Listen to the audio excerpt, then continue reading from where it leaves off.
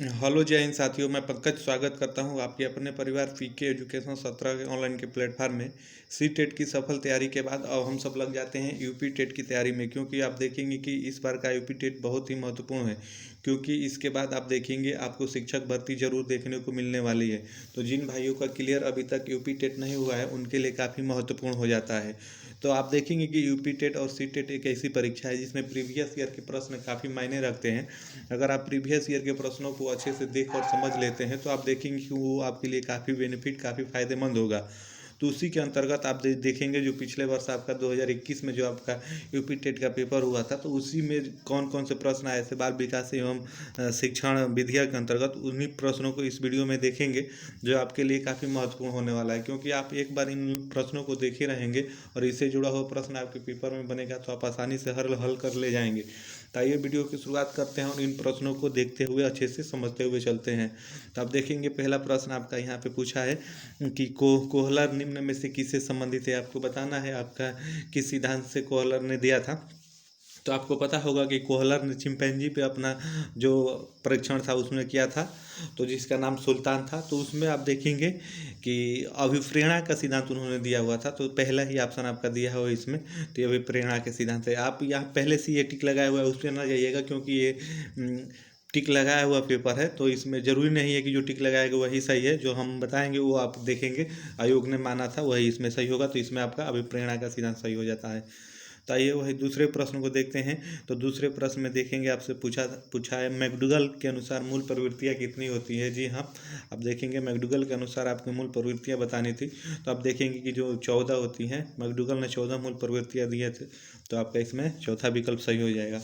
वही तीसरे प्रश्न की बात करें तो तीसरे में देखेंगे आपसे पूछा है मानसिक उद्वेलन प्रतिमान का प्रयोग निम्न में से किसके शिक्षण हेतु किया जाता है। आपको ये बताना है। तो ये सृजनात्मकता के अंतर्गत किया जाता है। तो इसमें ये विकल्प आपका तीसरा सही है।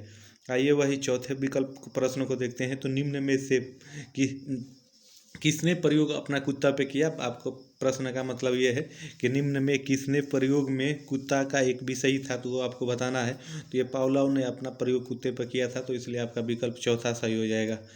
यही अगले प्रश्न की बात करें तो मौलिकता, नमनीयता तथा प्रवाह निम्न में से किसके घटक हैं, आपको ये बताना है। तो आप देखेंगे कि ये व्यक्तित्व के घटक हैं। तो आप इसमें आपका विकल्प तीसरा सही हो जाता है। आप देखेंगे ऐसे ही प्रश्न आपके तथ्यात्मक पूछे जाते हैं सी टेट में, यूपी टेट में।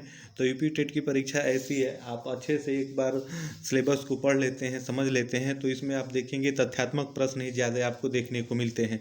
इसमें आइए अगले प्रश्न को देखते हैं। तो अगले में देखेंगे ये उत्साह क्या है, आपको वो बताना है। तो उत्साह आप देखेंगे मूल प्रवृत्ति के अंतर्गत आता है। तो आपका पहला ही विकल्प इसमें सही हो जाता है। आइए वही अगले प्रश्न को देखते हैं। तो अगले में देखेंगे पूछा है आपसे कि बालकों के सामाजिक विकास को प्रभावित करने वाला एक तत्व कौन सा है, आपको वो इसमें बताना है। तो आपका विकल्प इसमें सही हो जाएगा सामाजिक परिवेजन तत्व। तो आपका इसमें यही विकल्प सही होगा। तो इस प्रकार से आइए अगले प्रश्न को देखते हैं। तो अगले में देखेंगे आपसे पूछा है शारीरिक विकास का एक प्रमुख निम्न में से कौन सा है, आपको ये बताना है। तो आप विकल्प यहाँ पे देख सकते हैं, ऑप्शन देख सकते हैं। तो दिया हुआ है मानसिक विकास से भिन्नता का नियम, तो ये आपका होता नहीं है। उसके बाद कल्पना एवं संज्ञानात्मक विकास के संबंध का नियम, जी हाँ, ये आपका विकल्प दूसरा ही इसमें सही हो जाएगा। आगे आपको देखने की ज़रूरत ही नहीं है। आइए वही अगले प्रश्न को देखते हैं। तो अगले में देखेंगे आपसे पूछा है कि निम्नलिखित में से कौन सा विकास का सिद्धांत नहीं है, आपको ये बताना है कि निम्नलिखित में से जो है कौन सा विकास का सिद्धांत नहीं है। तो आप देखेंगे कि अनुकूलित प्रत्यावर्तन का सिद्धांत होता है, समान प्रतिमान का भी आपका सिद्धांत होता है, परस्पर संबंध का भी सिद्धांत होता है, निरंतर विकास का सिद्धांत नहीं होता है। तो इसलिए आपका विकल्प इसमें चौथा ही सही हो जाएगा। आइए वही अगले प्रश्न को देखते हैं। तो विकास के परिणाम स्वरूप नवीन विशेषताएं एवं नवीन योग्यता प्रकट होती है, यह कथन किसने दिया, आपको ये बताना है। तो आपके यहाँ पे ऑप्शन दिए हुए हैं, देखेंगे कि गैसेल्स ने दिया है, डलगस एवं होलैंड ने दिया है, उसके बाद मेरेडिस ने दिया है, और चौथा आपका हरलाक। तो इसमें आपका हरलाक हो जाएगा, क्योंकि ये कथन हरलाक के हैं। तो इसलिए आपका विकल्प चौथा इसमें सही हो जाएगा।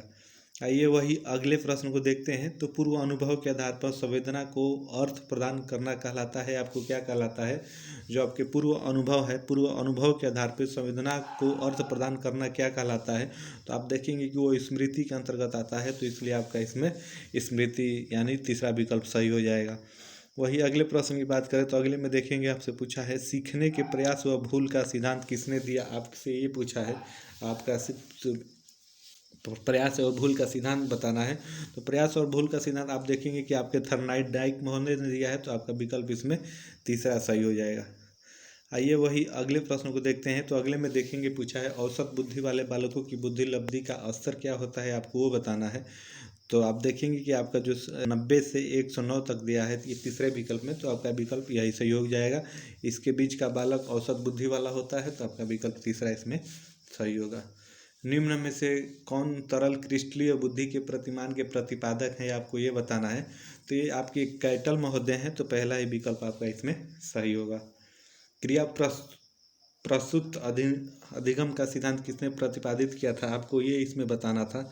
तो आप देखेंगे कि आपका दिया हल दिया हुआ है, स्किनर दिया हुआ है, हेगार्टी दिया हुआ है, आपका थर्नाइट दिया हुआ है। तो क्रिया प्रस्तुत अधिनियम का सिद्धांत आप देखेंगे स्किनर महोदय ने दिया था, तो इसलिए आपका विकल्प इसमें दूसरा सही हो जाएगा।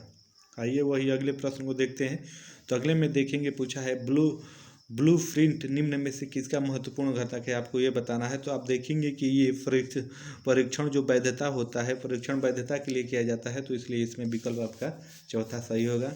आइए अगले प्रश्न को देखते हैं। तो विकास की पूर्व संक्रिय अवस्था निम्न में से किसने दिया। जो विकास की पूर्व संक्रिया की अवस्था होती है वो किसने दिया, आपको ये बता रहा है। तो इसमें आपका व्रूनर हो जाएगा, पहला ही विकल्प इसमें आपका सही हो जाएगा।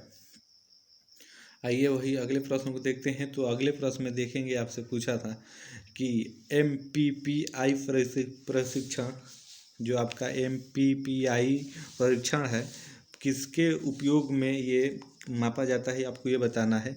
इसका उपयोग किसके लिए किया जाता है, आपको वो बताना है। तो ये व्यक्तित्व के लिए किया जाता था, तो इसलिए आपका विकल्प इसमें पहला ही सही होगा। आइए वही अगले प्रश्न को देखते हैं। तो अगले में देखेंगे आपसे पूछा था कि अधिगम हेतु निम्न में से क्या सर्वाधिक आवश्यक है, आपको ये बताना है। तो आप देखेंगे कि इस प्रश्न में दुविधा है, आप रुचि भी लगाए होंगे और अभिप्रेरणा भी लगाए होंगे।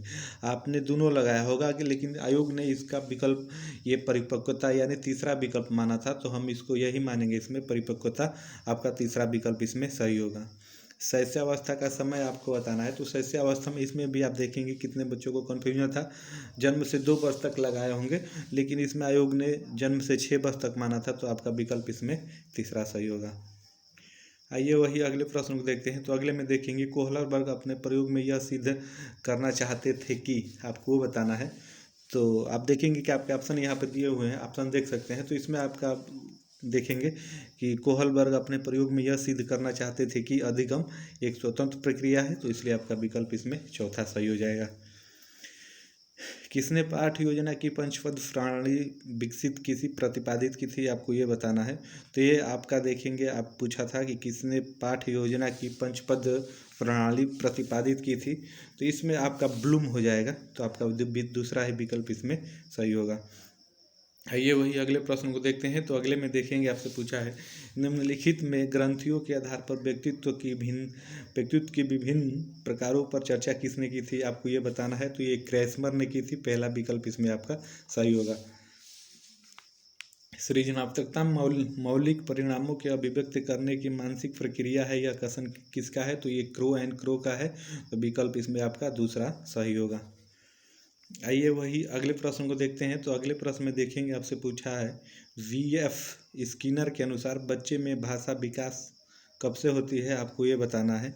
जन्मजात क्षमताओं के फलस्वरूप होती है, व्याकरण में प्रशिक्षण के फलस्वरूप होती है, अनुकरण एवं प्रबलन के फलस्वरूप होती है, तो आपका यही विकल्प तीसरा ही सही हो जाएगा। अनुकरण एवं प्रबलन के फलस्वरूप होती है, तो इससे विकल्प यही सही होगा। मूल प्रवृत्तियों को 14 प्रकार से वर्गीकृत किया किसने, तो मैकडूगल ने किया। आप देखिए एक ही इन्हीं से जुड़ा हुआ एक ही पेपर में 2 प्रश्न आपके आ गए। आइए वही अगले प्रश्न को देखते हैं। तो अगले में देखेंगे आपसे पूछा है कि किसी दूसरी वस्तु की अपेक्षा एक वस्तु पर चेतना का केंद्रीकरण अवधान, यह कथन किसका है। तो ये रॉस महोदय का कथन है, तो इसलिए विकल्प आपका इसमें चौथा सही होगा। निम्नलिखित में से किसका नाम सूजन शास्त्र के पिता से जुड़ा हुआ है, आपको ये बताना है। तो आप देखेंगे कि ये रास महोदय का जुड़ा हुआ है, तो इसमें रॉस विकल्प सही होगा। आइए वही अंतिम दो प्रश्नों को देख लेते हैं। तो 12 वर्ष से 16 वर्ष के बालकों हेतु हिंदी में डॉक्टर एस जलोटा ने कौन सा प्रशिक्षण प्रतिपादित किया था, आपको वो बताना है। परीक्षण प्रतिपादित किया था, तो आप देखेंगे कि जो आर्मी अल्फा टेस्ट है वही ये प्रतिपादित किया था, तो विकल्प आपका तीसरा इसमें सही होगा। बुद्धि के द्विकारक सिद्धांत का प्रतिपादन किसने किया, तो ये स्पीयरमैन ने किया था। तो आप देखेंगे कि इसी प्रकार के पेपर आपके 2021 में आए हुए थे। तो प्रीवियस ईयर के प्रश्न आपके लिए काफ़ी महत्वपूर्ण हो जाता है यूपी टेट की परीक्षाओं में। तो हम आज से चालू कर दिए हैं प्रीवियस ईयर के प्रश्नों का, लाइन बाय लाइन सारा आपका प्रीवियस ईयर के प्रश्न बताएंगे। तो अभी तक आप हमारे चैनल से जुड़े नहीं हैं तो चैनल को सब्सक्राइब करके हमसे जुड़ जाइए, ताकि कोई भी वीडियो हम अपलोड करें तो उसका नोटिफिकेशन सबसे पहले आप तक पहुँचे। तो फिर मिलते हैं नेक्स्ट वीडियो में नए प्रीवियस ईयर के प्रश्नों के साथ। तब तक के लिए आप सभी को जय हिंद, धन्यवाद।